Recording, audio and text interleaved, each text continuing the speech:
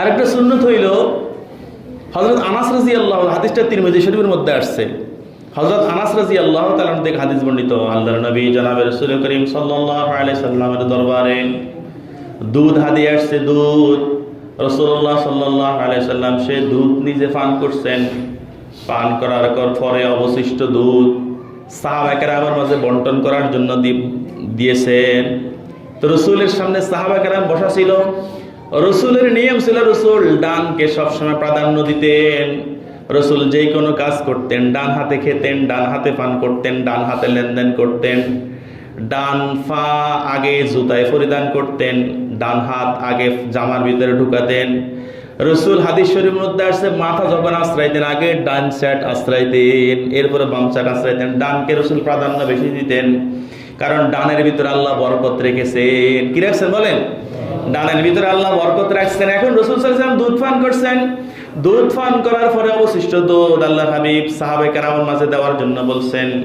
তো ডান পাশে একজন গ্রাম্য সাহাবী, আদনা সাহাবী, আর বাম পাশে হযরত আবু বকর সিদ্দিক রাদিয়াল্লাহু তাআলা আনহু বসা। আবু বকর সিদ্দিককে, যিনি রাসূলের শ্বশুর, আবু বকর সিদ্দিককে জিনার ব্যাপারে বলা হয়েছে নবী রাসূল ব্যতীত উম্মতের যত মানুষ আছে সমস্ত মানুষের আমলকে যদি এক পাল্লায় রাখা হয় আর আবু বকরের আমলকে যদি এক পাল্লায় রাখা হয়, তা আবু বকরের আমলের পাল্লায় ভারী হবে। সুবহানাল্লাহ। শুধু তাই নয়, রাসূলুল্লাহ সাল্লাল্লাহু আলাইহি ওয়াসাল্লাম ঘোষণা করেছেন আমার পরে যদি কেউ নবী হইতো তাহলে ওমর নবী হইতো। কে নবী হইতো বলেন?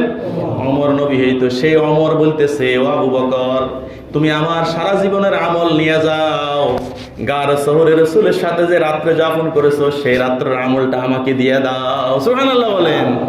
ওই এক রাতের আমল আমারে দিয়ে দাও, আমার সারা জীবনের আমল নিয়ে যাও। ওমরে বলতেছে। আবু বকর সেই ব্যক্তি।